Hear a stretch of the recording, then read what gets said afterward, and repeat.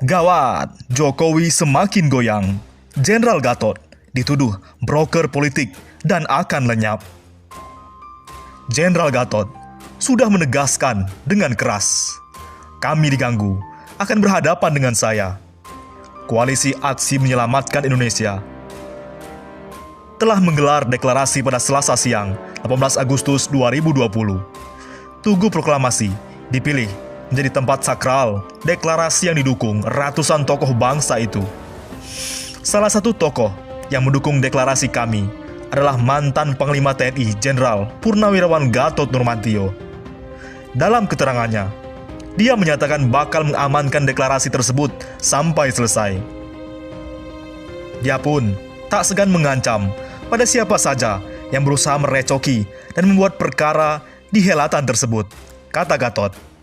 Dia memberi garansi akan pasang badan demi suksesnya acara tersebut. Sebab kata dia, acara deklarasi ini dipandang sah di mata hukum dan konstitusi. Saya tekankan, sejak pembukaan dalam acara ini sampai penutupan nanti, apabila ada hal-hal yang berkaitan berdasarkan hukum, maka keseluruhan yang bertanggung jawab adalah saya pribadi, Gatot Nurmantio, kata Gatot. Deklarasi kami, Boni Hargens, jangan-jangan hanya kelompok broker politik. Pengamat politik Boni Hargens menyoroti langkah sejumlah tokoh yang mendeklarasikan Koalisi Aksi Menyelamatkan Indonesia, kami di Tugu Proklamasi Jakarta Selasa. Boni menyebut, kami sebagai kelompok broker politik, oposisi jalanan yang terpisah dari masyarakat.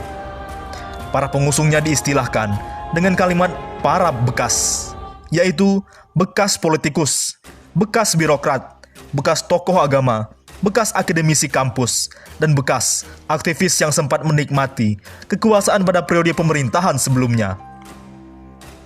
Saya cemas, jangan-jangan kami ini hanya kelompok broker politik, ataupun pemburu rente yang ingin mencari untung sesaat, ujar Boni di Jakarta, Selasa 18 Agustus.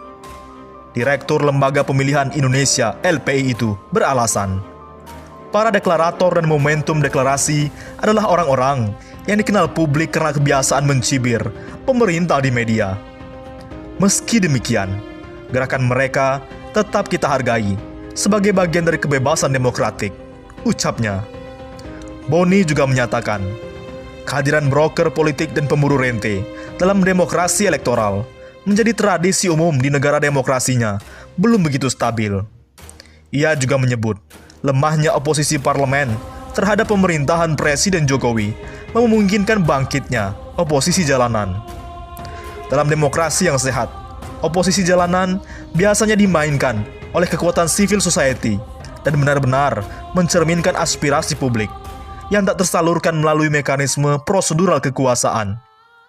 Namun, dalam perspektif penilaian saya, kami ini oposisi jalanan yang terpisah dari masyarakat, sindir Boni. Tak tinggal diam, Ruhut Sitompul sebut Presiden Jokowi jenius. Yakini, gerakan kami akan tergerus. Politikus PDI Perjuangan, Ruhut Sitompul, meyakini Koalisi Aksi Menyelamatkan Indonesia kami tidak akan meraih simpati rakyat.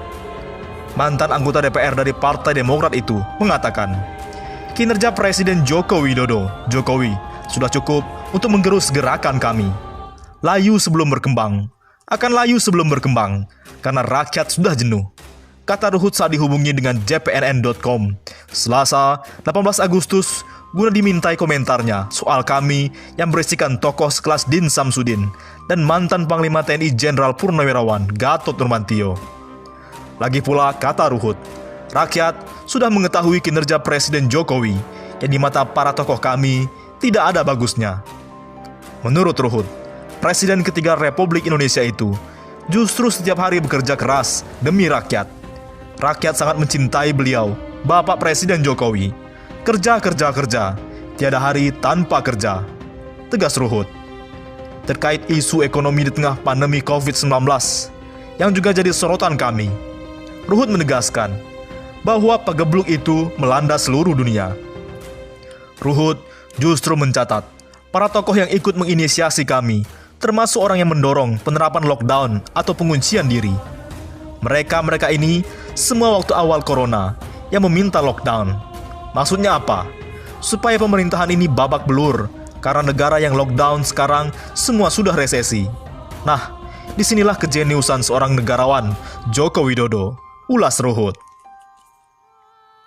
Lantaran Presiden Jokowi memilih penerapan pembatasan sosial berskala besar, PSBB, kata Ruhut, perekonomian Indonesia masih lebih baik dibanding negara-negara lain yang menerapkan kebijakan lockdown. Bahkan sudah mulai bertahap bangkit lagi. Doakan pertumbuhan ekonomi naik ke 5%. Kita marilah bersama-sama dan mereka, yaitu kami, kalau merasa orang pintar, mari bersama-sama, ucap politikus yang getol membela Presiden Jokowi itu. Jadi, kapan kami bergerak? Tunggu komando dari tokoh ini. Mantan Ketua Umum PP Muhammadiyah itu menyerukan agar para pendukung kami tidak melakukan gerakan sendiri-sendiri. Ditegaskan bahwa deklarasi ini bukanlah akhir dari gerakan moral kami, namun baru sebuah awal gerakan kami.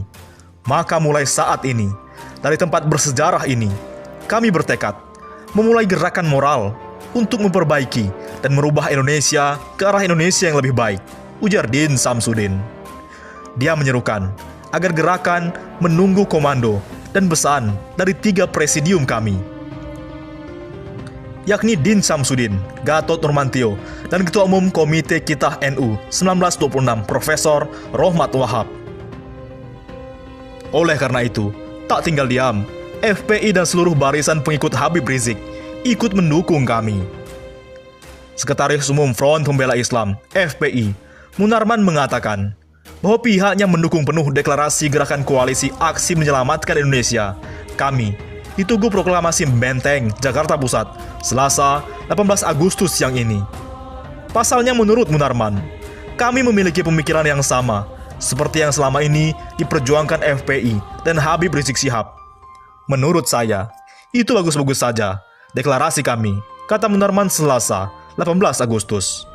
Sementara itu, salah satu kuasa hukum Habib Rizik, Damai Hari Lubis, mengaku hadir langsung di lokasi deklarasi tersebut. Kami dari anggota PA 212 sangat mendukung kami. Dan di antara yang hadir, tentunya saya, salah satunya selaku anggota Mujahid 212 dan mewakili barisan pengikut Habib Rizik, ujar Damai.